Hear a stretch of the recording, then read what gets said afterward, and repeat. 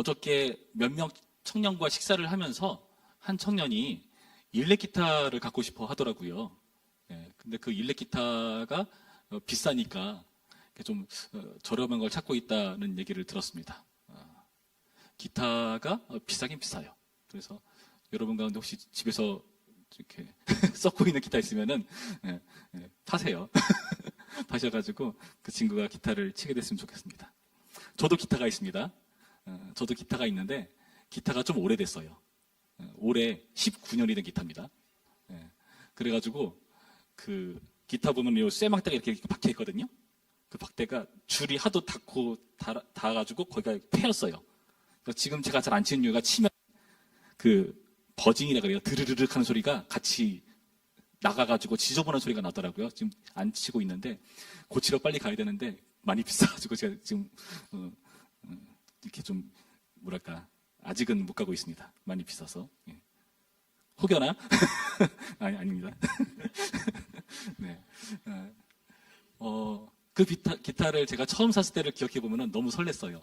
제가 처음으로 군대 제대하고 나서 열심히 일을 해가지고 그 첫 월급을 타서 그 월급을 올인해가지고 샀습니다. 그 당시 39만 9천 원. 큰돈 썼죠. 정말 제 인생에 그렇게 큰 돈 쓴 적이 없어요. 그래서 그게 질러가지고 사서 너무 좋아가지고 정말 토요일 날 청년 예배가 있었는데 그때 저희 교회는요. 맨날 그 무거운 기타를 메고 버스를 2번 갈아타고 30분을 걸어가지고 그렇게 맨날 교회를 갔어요. 땀뻘뻘 흘리면서. 그 정도로 좋아했습니다. 그래서 메고 가고 이렇게 잘 모셔두고. 근데 친구들이 그 기타를 가만 놔두지 않죠. 너도 나도 쳐보겠다고 막 치고 하고 기타가 막 스르르르 쿵 막 이렇게 해서 가보면은 막 긁혀 있고 미안해요 하면은 괜찮아 하나 새로 사주기만 하면 돼 막 그랬던 기억이 있어요. 그러다가 제가 어떻게 하면 좋을까 그 기타가 이왕이면은 좋은 케이스 있으면 좋겠다. 기타가 물론 아주 비싼 건 아닙니다. 그 정도 가격이면 저가에 속하는데 그래도 나름대로 기타를 잘 보호했으면 좋겠다 싶어가지고 나름 하드 케이스라는 걸 샀어요. 하드 케이스에 기타를 딱 넣고 보관하고 들고 다니는데 진짜 무겁더라고요. 근데 저한테 멋이 더 중요했기 때문에 무겁더라도 그렇게 들고 열심히 교회를 왔다 갔다 하는 기억이 있어요. 신기하게도 하드 케이스에 넣고 다니는 순간 주변의 사람들이 함부로 제 기타를 안 건드리더라고요.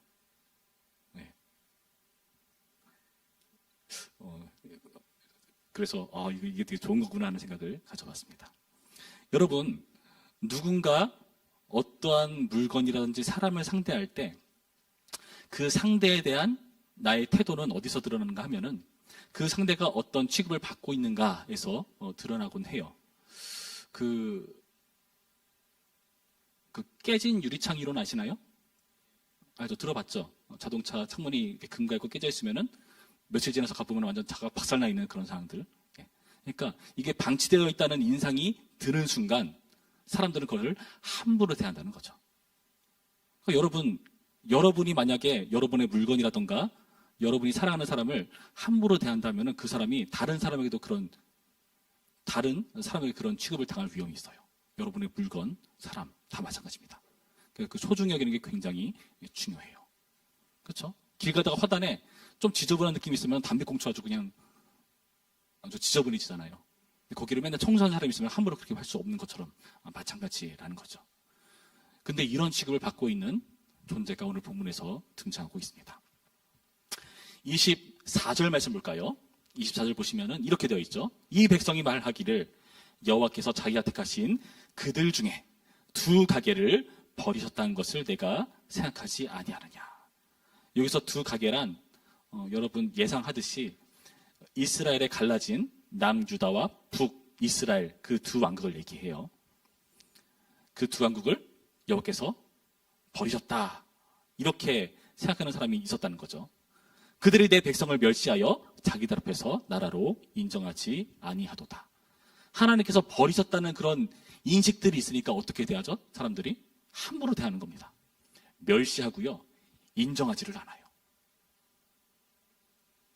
그런 안타까운 상황이 벌어지고 있다는 겁니다.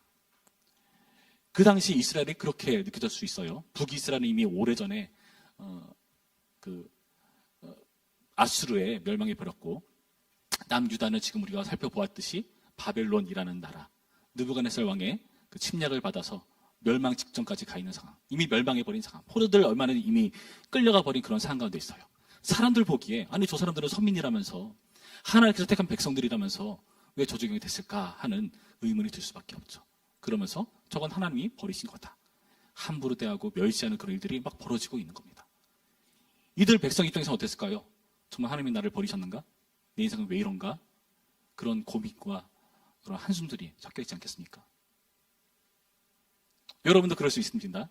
나름 열심히 교회 다니고 예수님 믿는다고 생각하고 하는데 내 인생이 그렇게 썩 순탄치 않던 것 같은 느낌, 그 지을 수 없는 그런 찝찝한 기분, 그리고 하나님이 정말 나를 방치한 것 같은 그런 안타까운 상황들, 혹시 그런 기분을 느끼신다면 여러분 오늘 말씀을 잘 보셔야 돼요. 정말 하나님께서 이들을 버리시고 내버려 두고 계신가? 그렇지 않다고 말씀을 우리 가운데 보여주고 있습니다. 우리 25절과 26절 말씀 우리 한 목소리로 읽어볼까요? 25절 26절 시작. 여호와께서 이와 같이 말씀하시니라. 내가 주야와 맺은 언약이 없다든지 천지의 법칙을 내가 정하지 아니하였다면 야곱과 내 종 다윗의 자손을 버리고 다시는 다윗의 자손 중에서 아브라함과 이삭과 야곱의 자손을 다스릴 자를 택하지 아니하리라. 내가 그 포로된 자를 돌아오게 하고 그를 불쌍히 여기리라. 아멘. 하나님께서 지금 이들을 버린 게 아니라고, 방치하는 게 아니라고 말씀하고 계시는 말씀이에요. 지금 의미심장한 표현이 뭐냐면은 25절에 내가 주야와 맺은 언약을 얘기합니다. 주야와 맺은 언약. 주야가 뭔 줄 알죠? 낮과 밤. 예, 그렇죠? 낮과 밤과 하나님께서 언약을 맺으셨대요. 20절 말씀 볼까요? 20절 말씀. 여호와께서 이와 같이 말씀하시니라. 너희가 등이 낮에 대한 나의 언약과 밤에 대한 나의 언약을 깨트려 주야로 그때를 잃게 할 수 있을진데. 지금 낮과 밤과 하나님께서 언약을 맺으셨대요. 이게 무슨 말인가? 하나님께서 낮과 어떤 언약을 맺으셨을까요? 밤과 어떤 언약을 맺으셨을까요? 무슨 우화 같기도 하고 신화 같기도 하고 무슨 이상한 말씀을 하신 것 같죠. 25절에 이 주야와 맺은 언약을 뭐라고 표현하죠? 천지의 법칙을 내가 정하지 아니하였다면. 좀 이해가 됩니까? 하나님께서 이 낮과 밤과 주야와 언약을 맺으셨는데 그게 천지의 법칙이라고 우리가 보여주고 있어요. 천지의 법칙은 뭘까요? 자연 현상을 말하는 거죠. 여러분, 지금은 바깥에 해가 떠 있죠. 해가 계속 떠 있을까요? 어떻게 확신해요? 해가 계속 떠 있을 수도 있잖아요. 그럴 리는 없나요? 해가 집니다. 왜 질까요? 자연 현상이니까요? 아니요. 하나님의 약속 때문에 그래요. 하나님이 낮과 약속을 했대요. 너 낮엔 떠 있어. 그리고 밤이 되면은 이제 지고 밤에는 달이 떠올라야 돼. 하나님께서 그 약속을 자연기화하신 거예요. 지금 그 말씀을 왜 하고 계시는가? 너 나가서 지금 밖에 봐라. 해 떠있냐? 네. 해 지겠지? 네. 밤이 올까? 와요. 그러면 너네 내가 안 버린 거야. 그 얘기하는 겁니다.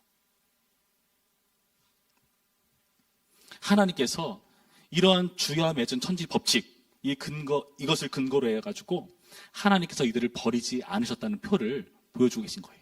하나님께서 보통 이런 방법 많이 쓰십니다. 노아의 홍수 때는 어떻게 하셨죠? 무지개를 거셨죠? 그렇죠? 그 무지개를 걸면서 하나님께서 뭘 약속하신 거죠? 야, 무지개 떴냐? 봐봐. 예, 봤어요. 무지개 떴어. 그건 무슨 뜻이지? 아, 하나님께서 물로 우리 심판 안 한다는 거예요. 하나님께서 그렇게 약속하시는 거예요.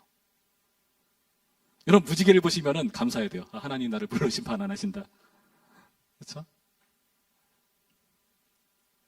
해가 뜨면은, 달이 뜨면은 여러분 감사해야 돼요. 하나님, 약속을 저버리지 않으신다 하는 그런 마음을 가져야 됩니다. 그 여러분, 이 자연계가 그렇게 유지될 수 있는 것은요, 여러분 생각해 보시기 바라요. 하나님께서 태초에 창조하시고 나서 낮을 주관하는 해, 그리고 밤을 주관하는 뭐 달과 별 이런 것들을 지으시고요. 그 모든 것을 창조하시고 나서 이 모든 세상을 다스릴 자기 형상과 모양을 그대로 빼다 박은 사람을 지으시죠. 그래서 뭘 시키십니까?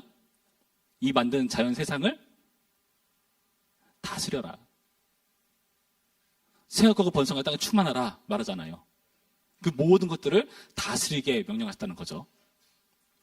자연현상이 유지되는 것은 무슨 말이냐 하면은 하나님께서 우리에게 하나님의 형상과 모양으로서의 자격을 거두지 않았다는 뜻이에요.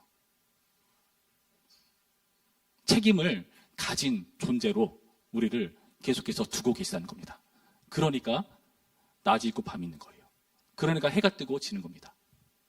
하나님께서 우리를 버리지 않고 계속해서 하나님을 대신해서 이 땅을 다스릴 역할을 거두지 않으시고 요청하신다는 것을 여러분 명심하셔야 돼요. 물론 우리는 죄 가운데 타락해가지고 계속해서 자연을 훼손시키고, 그렇죠. 그렇게 막 경고를 해도 알아듣지 않는 그런 우리인데, 하나님께서 놀랍게도 그런 우리를 버리지 않으셨다. 그렇게 말씀하고 계십니다.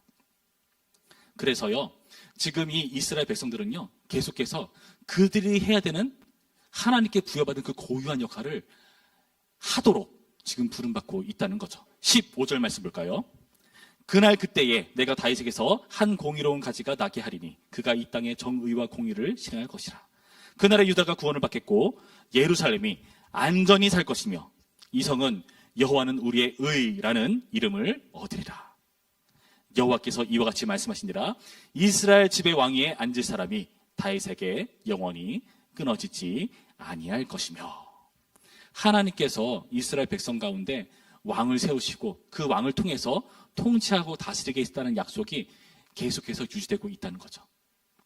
그 왕을 통해서 뭘 하십니까? 계속해서 어떤 표현이 나오죠? 다윗에게서 한 공의로운 가지, 이 땅에 정의와 공의를 실행하는 거, 이 성은 여호와는 우리의 의, 뭡니까? 세상 가운데 공의를 실현하는 인물, 왕으로서의 역할을 계속해서 부여하고 계시다는 거예요. 여러분 믿거나 말거나 여러분 왕이십니다. 어떤 왕이요? 하나님께 이러한 명령을 부여받은 왕입니다. 별로 안 와닿죠? 18절 볼까요? 내 앞에서 번제를 드리며 소제를 사르며 다른 제사를 항상 드릴 레위 사람 제사장들도 끊어지지 아니하리라 하시니라. 무슨 말입니까? 제사가 계속해서 이어지고 있을 것이다. 이 제사를 통해서 하나님과 관계를 회복하는 일이 끊이지 않고 이어질 것이다 하는 그런 제사장직에 대해서 말씀하고 계십니다. 왕직, 제사장직, 이 두 가지가 계속해서 유지될 것이다 말씀하세요. 여러분 이런 제사장입니다. 무슨 말입니까? 의심하는 여러분을 위해서 말씀 한 구절 찾아드리겠습니다. 베드로전서 2장 9절 말씀 볼까요? 찾으시는 분은 함께 찾아봅시다.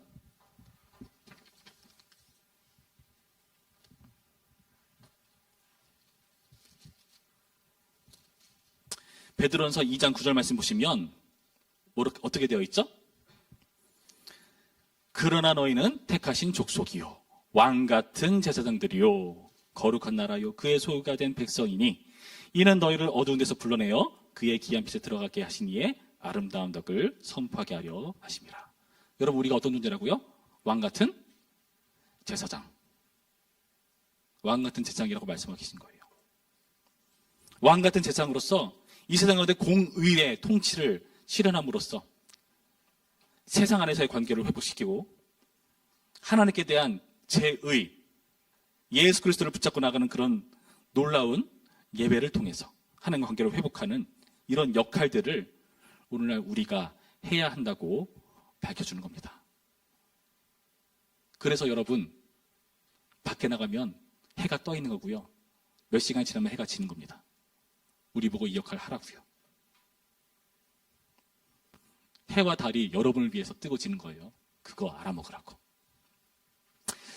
예전에 칼 세이건인가요? 코스모스라는 책을 쓰신 분인데 그분이 막 그런 말을 했어요. 세상에 있는 막 수많은 별들 보면서 정말 이 세상에 우리만 생명체가 있다면은 저 많은 수많은 공간은 정말 낭비 아닌가 하는 그런 말을 하더라고요. 그 말은 즉슨 무슨 의미죠? 세상에는 어딘가에 또 다른 우리와 같은 생명체가 있을 것이다라는 것을 짐작해서 그렇게 말한 거죠. 가설을 세운 거예요. 그럴싸하죠? 그럴싸하죠? 근데 하나님께서 별을 왜 지으셨을까요?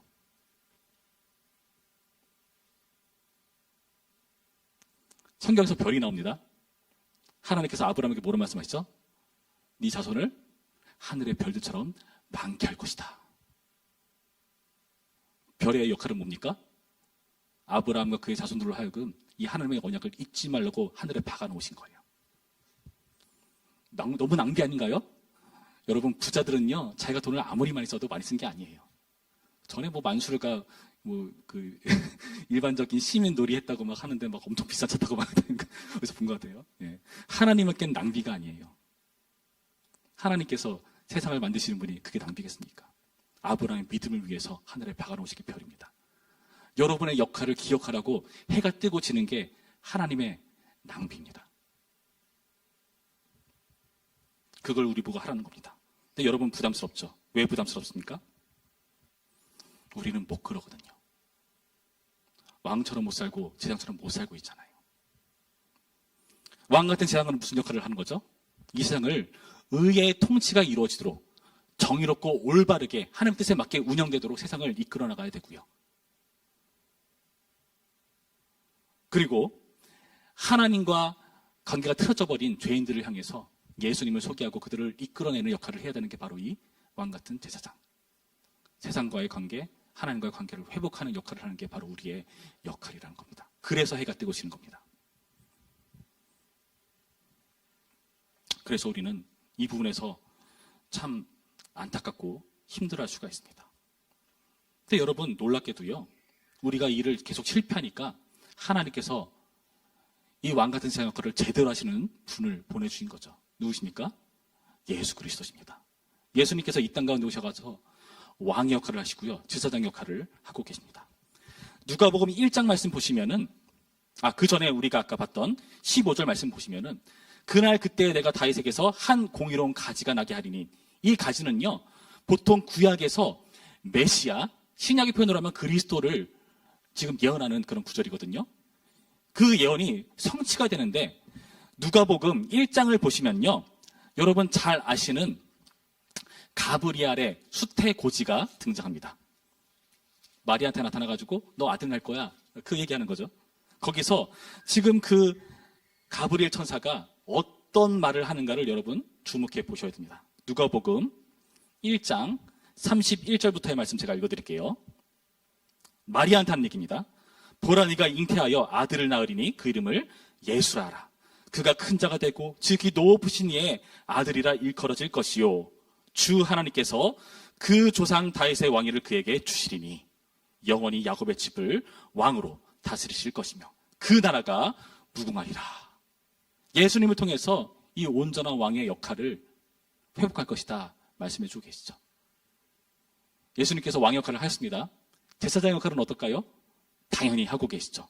찾아보지 않겠지만은 히브리서 8장부터 10절까지의 말씀 보시면은 예수님께서 십자가에 달려 죽으심으로써 우리에게 예전에 제사를 통해서 잠깐 죄의 문제를 해결할 수 있지만 또 다시 죄를 반복하고 또 짐승 잡아 죽이고 이를 끊임없이 반복하고 실패하는 그런 이스라엘을 향해서 이제는 그 역할을 예수님께서 십자가라는 단 한 번의 제사를 통해서 이루실 것이다. 여러분, 단 한 번의 제사가 무엇을 의미하죠? 죄의 문제가 이제는 끝난다는 겁니다. 제사를 더 이상 드릴 필요가 없으니까 단 한 번의 제사예요. 그게 바로 십자가였죠. 그렇게 우리 안에서 제사장의 역할을 감당하신 예수 그리스도시라는 거죠. 그런 예수님께서 우리에게 이 왕 같은 제사장의 역할을 하라고 말씀하시는 거예요. 예수님께서 우리 가운데 역사하셔서 이 역할을 잘 할 수 있도록 우리의 심령을 변화시킨 겁니다. 그래서 여러분의 공부하는 목적, 학교 다니는 목적, 관계하는 목적, 그 모든 것들이 이 왕 같은 제사장에 속해 있는 거예요. 내가 지금 이 친구와 친하게 지내는 게 언젠가 이 친구에게 복음을 증거하고 예수님 믿고 구원받도록 하기 위해서, 이 친구에 정말 좋은 영생을 주기 위해서, 하나님을 선물로 주기 위해서 관계하는 거고요. 여러분, 직장에서 일하는 게 그냥 하루 먹고 하루 살다가는 돈 버는 목적, 또는 그냥 잠깐 살 때에 뭐 돈 벌어서 뭐해, 그냥 버는 거 족족 내 기분과 나의 기쁨을 위해서 마음껏 사용하지, 그런 식으로 살려고 준 게 아니라 여러분이 하는 그 모든 일을 통해서 하나님의 공의가 내가 있는 그 분야에서 이루어지도록 나의 역할을 하라고 있는 거죠. 여러분, 이제 곧 총선 다가올 텐데 투표를 왜 합니까? 국민으로서의 그 권리를 왜 행사하죠? 하나님의 나라를 이루기 위해서 세상에 물론 뽑을 사람 없는 거 제가 알아요. 뭐 어떤 사람이 다 비슷한 거 제가 알아요. 그러나 최소한 좀 덜 그럴 것 같은 사람 뽑으라는 거죠. 예, 그렇게 하나님 나라의 공의를 여러분 이루어가라고 투표를 하는 겁니다. 다음 주에 임시공동회의 있죠? 여러분 이 역할을 하라고 여러분 나와야 되는 겁니다. 교회를 하나님의 의에 맞게 통치할 수 있는 일꾼을 세우기 위해서 여러분 투표에 참여하는 겁니다. 여러분 나가서 하늘을 보면은 해가 떠 있을 겁니다. 그리고 시간이 지나면서 해가 점점 지면서 어두워질 거예요. 그 다음날 아침 되면 또다시 해가 뜰 겁니다. 여러분 오늘 말씀을 떠올리세요. 하나님 나한테 그렇게 살라고 하시는 거구나. 무지개를 보면서 생각하듯이 하나님 우리를 멸망시키지 않는다. 하늘을 보면서 여러분 이 생각을 가지셔야 되는 겁니다. 예수님께서 우리를 그렇게 구원하셔서 이 역할을 회복할 수 있도록 모든 죄의 문제를 해결하시고 우리는 아직 그렇게 살지 못하는데 왕같은 제사장이라고 말씀하시고 하나님의 아들로서 세우시고 너네 이제 하나님 아버지라고 불러도 돼 라고 말씀하시고 그때 말씀드렸잖아요. 우리가 아들과 딸의 역할을 하는 게 하나님의 그 대리 통치 역할을 하라고 그 역할을 부름받은 거라고 수련회 때 말씀드렸잖아요. 그렇게 우리가 예수님 때문에 다시금 힘을 얻고 감당해낼 수가 있는 겁니다. 여러분 오늘 가다가 꼭 하늘 보세요. 해 있나 한번 확인해 보세요. 오늘 날씨가 좀 흐린가? 좀 불안한데 해 있을 겁니다. 예. 해가 지는지 꼭 확인하세요. 여러분 그 현상을 여러분 본다면은 꼭 명심하시기 바랍니다. 하나님 나를 포기 안 하셨구나. 나 포기한 거 아니구나. 하나님 포기 안 했는데 우리가 먼저 우리의 삶을 포기해버리면 안 되겠죠. 하나님도 포기 안 하셨어요. 우리의 삶에 대해서. 여러분 안타까운 현상을 많이 봐요. 점점 주일학교가 축소되고 있습니다. 이제 30일이면 교사 세미나라는 거를 우리 교회에서 할 텐데 그날 이 부분에 대해서 좀 심도 있게 다룰 예정이에요. 어떻게 하면 다음 세대를 세워갈 수 있을까? 점점 축소돼가고 사람이 줄어가는 그런 부서에 대해서 어떻게 우리가 대책을 세울 수 있을까? 여러분 지금 청년부가 지금 이렇게 여러분 앉아있지만은 만약에 여러분들이 1명, 2명 빠지기 시작하고 안 나와요. 그러다가 점점 다 빠지고 동영자 1명 남아있어요. 제가 설교를 어떻게 할까요?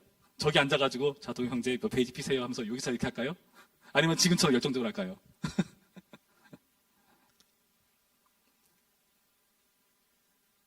제가 1명이 있든 2명이 있든 사람이 없든 이 청년부를 문 닫아 버린다면 저는 하나님께 죄를 짓는 겁니다. 왜요? 하나님 포기 안 하셨으니까. 하나님도 포기 안 하셨는데 어떻게 내가 먼저 포기를 합니까? 여러분의 인생 하나님께서 포기하지 않으셨어요. 하나님 저 그냥 너무 대충 사는 것 같은데요. 막 사는 것 같은데요. 하나님 비전 그런 거 잘 모르겠고 저는 그냥 이렇게 살고 싶은데요. 또 어쩌겠습니까? 하나님께서 여러분 인생 포기 안 하셨대요. 여러분도 포기하면 안 되는 겁니다. 하나님 고집 되게 세십니다. 하늘과 붙으면 여러분이 절대 이길 수 없습니다. 여러분 집니다. 욥을 보세요. 어디까지 몰아붙이시는지. 왜냐? 우리를 포기하지 않기 때문에 몰아붙이는 겁니다. 사울은 버리셨죠. 다윗의 후손은 안 버리십니다. 사람 막대기 인생 채찍을 동원해서라도 하나님의 아들답게 딸답게 정신 차리도록 교육하시는 분이 바로 하나님이세요. 그 정도로 여러분 인생을 놓아주시지 않는 하나님이라는 것을 여러분 명심하시기 바랍니다. 그렇다면 우리가 어떻게 살아야 됩니까? 하나님께서 우리를 버리지 않으셨어요. 여러분 우리는 하나님을 대신해서 이 땅 가운데 왕과 제사장 역할을 하기 위해서 반드시 명심해야 될 중요한 전제가 있습니다. 그게 뭐냐? 21절 말씀 보시면 여러분 그냥 다윗이 아니고 그냥 레위인 제사장이 아니고 어떤 수식어로 지금 표현하고 있습니다. 21절 볼까요? 내 종 다윗에게 세운 나의 언약도 깨트려 그에게 그의 자리에 앉아 다스릴 아들이 없게 할 수 있겠으며 내가 나를 섬기는 레위인 제사장에게 세운 언약도 피할 수 있으리라. 그러니까 해 안 뜨면은 이렇게 될 거다라고 얘기하는 거예요. 무슨 말이죠? 해가 뜨고 있으니까 이럴 일 없다는 것을 지금 반대로 말씀하시는 거죠. 하늘의 만상은 셀 수 없으며 바다의 모래는 측량할 수 없나니 내가 그와 같이 내 종 다윗의 사종과 나를 섬기는 레위인을 번성하게 하리라 하시니라. 여러분 보셨나요? 다윗에게 어떤 수식어를 씁니까? 내 종. 레위인은요? 나를 섬기는 레위인. 발견하셨나요? 전제가 뭐죠? 하나님의 종으로서의 정체성을 전제하셔야 돼요. 여러분은 여러분 마음대로 사는 게 아닙니다. 여러분의 인생의 주인이 여러분 아니에요. 오늘 아침에 다임 목사님 설교 들으니까 그 사탄들 섬기는 그런 사탄교가 있대요. 거기서 보는 그런 정경에 의하면은 1장 1절에 네 인생의 주인은 너다 막 이렇게 설명한대요. 예. 아니에요. 우리 인생의 주인은 하나님이십니다. 우리는 그분의 목적에 맞게 창조된 피조물이에요. 피조물은 우리의 창조 목적대로 살 때 가장 의미 있고 행복을 누릴 수 있는 존재입니다. 종이라는 게 여러분 힘들게 만들고 어렵게 만드는 표현이 아니라 여러분을 행복하게 만드는 길이에요. 주인의 즐거움에 참여할 수 있는 그런 놀라운 기쁨을 누릴 수 있는 길이라는 겁니다. 하나님의 종으로서, 하나님 섬기는 종으로서 여러분 살아가는 게 왕처럼 사는 비결이요, 제사장으로 사는 비결입니다. 여러분의 비전과 여러분의 계획 그 모든 것들이 하나님의 종으로서의 정체성 안에 담겨있기를 바라고요. 그리고 그렇게 사는 게 여러분 내 인생의 주인 내가 아니라 너무 힘든데? 아니에요. 아담이 주인 되려 하는 순간 에덴에서 추방당했습니다. 이스라엘이 이렇게 죄를 짓고 하나님께 범죄할지라도 주님 포기하지 않고 계속해서 봐, 해 뜨고 있잖아 말씀하시는 이유, 여러분에게 계속해서 오늘 말씀을 통해서 도전하시는 이유, 이 왕과 제장으로 살라고 하나님의 종으로서 살아가라고 말씀하신 줄 믿으시기 바랍니다. 오늘의 적용, 나가서 사진을 멋지게 찍으시기 바랍니다. 해 사진이요. 멋지게 찍으셔서 실내에 있을 때 꺼내서 보세요. 해가 이렇게 찬란하게 떠 있구나. 밤에는 한번 달 사진이나 찍으세요. 여러분 그 해와 달이 여러분을 위해서 뜨고 진다는 사실을 오늘 새롭게 깨닫는 오늘의 말씀기를 주님의 이름으로 축원합니다. 기도하겠습니다. 참 좋으신 하나님 감사드립니다. 오늘의 말씀을 통해서 주님의 은혜를 확인해 봅니다. 하나님, 우리가 나의 인생을 놓아버리고 포기하려고 싶은 순간들이 있습니다. 그러나 주님은 그렇게 살지 말라고 말씀하시면서 왕과 제장으로서의 역할을 다시 한번 회복하라고 말씀하시고 우리와의 근약을 지키기 위해서 예수 그리스도를 보내시고 죽이고 부활시키시기까지 우리를 향한 그 열정을 보여주셨습니다. 이제는 그 하나님의 포기하지 않은 언약 때문에 계속해서 뜨는 해와 달 때문에 우리가 하나님의 왕과 제장으로 살려고, 대리통치자로 살려고, 주님의 아들과 딸로 살려고 다짐합니다. 우리 인생 가운데 함께 하시고 역사하셔서 그 모든 과정 속에서 주님의 일들을 이뤄내는 우리 부천평화교회 청년부 될 수 있도록 인도하여 주시옵소서. 감사드리며 예수님의 이름으로 기도했습니다. 아멘.